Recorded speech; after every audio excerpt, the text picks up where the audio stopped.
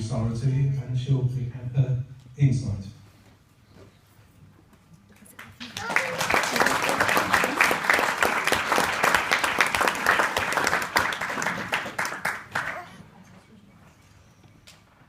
Good afternoon, everyone.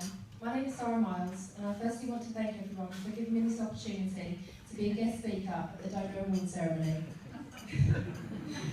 I'm here with my fiancé Tony and 3-year-old son Noah, and I think I can safely say my speech today comes with as much gratitude from them as it does from me. The reason I'm here today telling you my story is because I feel I need to be able to say thank you in some way, and this is how I can do that. In November 2010, we were overjoyed by the news that we had finally fallen pregnant. After a previous miscarriage in May of 2010, and then 6 months of trying, it was a welcome relief to finally see those 2 blue lines on the pregnancy test. After telling family and booking an early 6-week scan to put our minds at rest, we had finally reached Christmas and were ready for our 12-week scan, which meant we could sing our good news from the rooftops. Everything with the pregnancy was fine, and we hurriedly started saving for our deposit for our first home, hoping to buy somewhere before the baby arrived. Nothing like leaving everything to the last minute and doing 2 hugely stressful things at the same time. I was due in July 2011, and in April we treated ourselves to a 4D scan as we were so impatient to wait another 14 weeks to see our baby's face. We weren't finding out the sex of the baby, so we had lots of pictures of the little one's face, something I am now so grateful that we did. We also found and bought a house at the end of April, completely chain-free, and we had exchanged contracts and collected the keys by the 1st of June. This is when our lives first became hectic. We had a house that needed gutting, a complete refurb, including rewiring and central heating, installing, all in 4 weeks, as my due date was the 5th of July. I think we knew we were pushing it, but we were certainly going to give it a go. I finished work on the 25th of June, ready for a week and a half of maternity leave, hopefully before little one would make an appearance. Regardless of being heavily pregnant, I was insistent on wanting to do lots of the DIY myself. So much so that on the 4th of July, me and my mum were painting the front room. I was up high on a chair, rolling paint onto freshly plastered walls the day before my due date. The plan the following day, my due date, was to go back to the bank, buy some bedding to set up our bedroom, and head over to the house to set it all up. My body, on the other hand, had other ideas.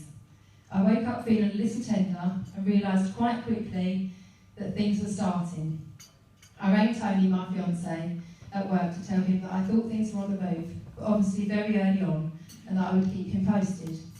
My brother ran me into town as I thought it best I didn't drive, and then I went back to my parents to relax.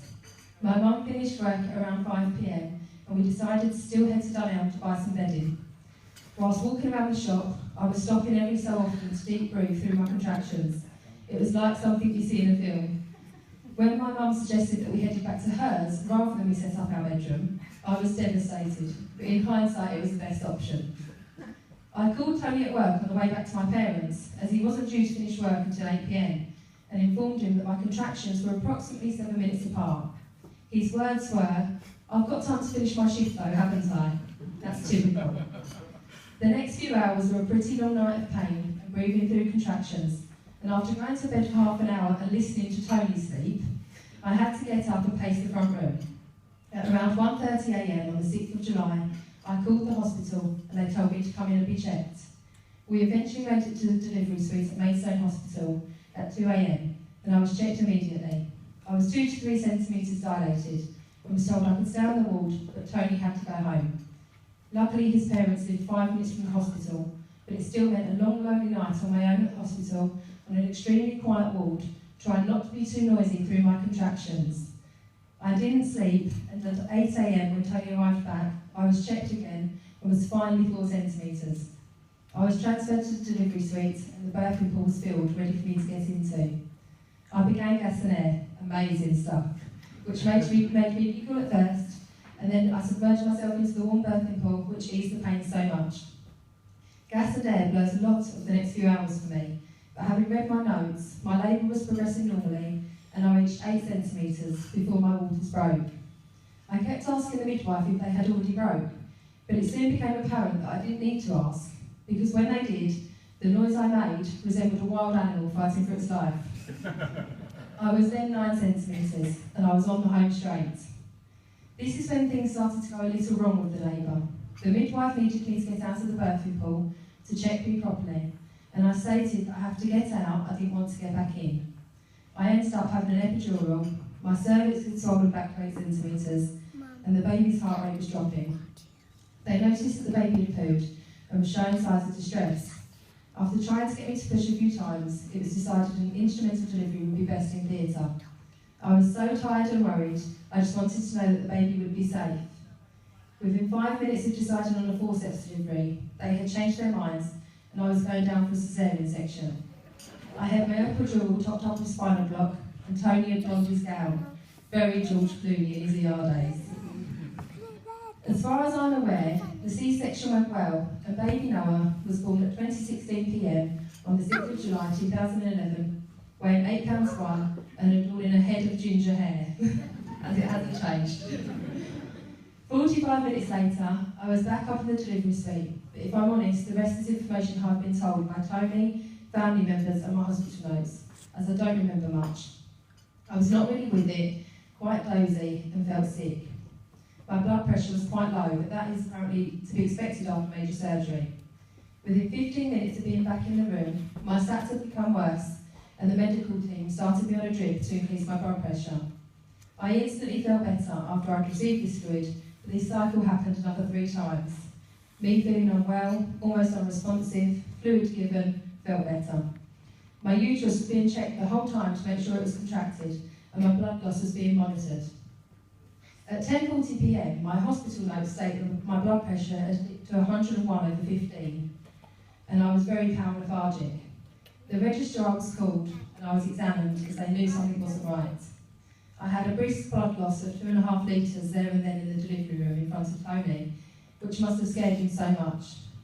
By this point, I have no recollection at all of anything that was happening. I had had my bloods taken as they could send for blood, and 4 units of cross-match O negative was requested urgently as I am type A negative. The decision was made to return to theatre at that point. I believe they tried everything that night to stop me bleeding, but regardless of any procedure they used, they couldn't stop me losing blood at a fast rate.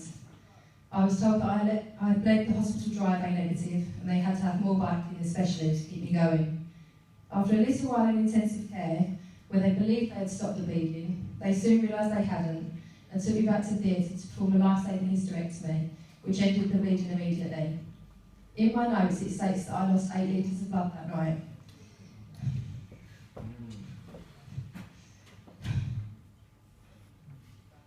And I received 12 units of blood to keep me alive.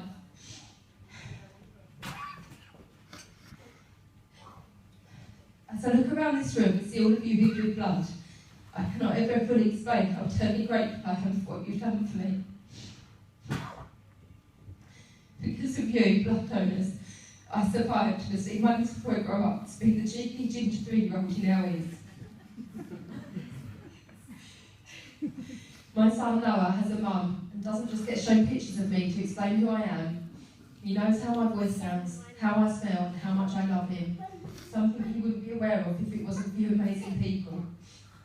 My beloved Tony. He went through hell like that night. As did my parents and siblings. He truly believed I wasn't coming back. And if it wasn't for you heroes, he would be a single child bringing her up on his own whilst grieving for the loss of his fiancée.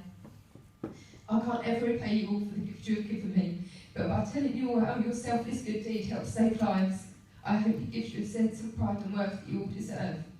You are my knights in shining armour, my Superman, my Wonder Woman, my heroes. Thank you.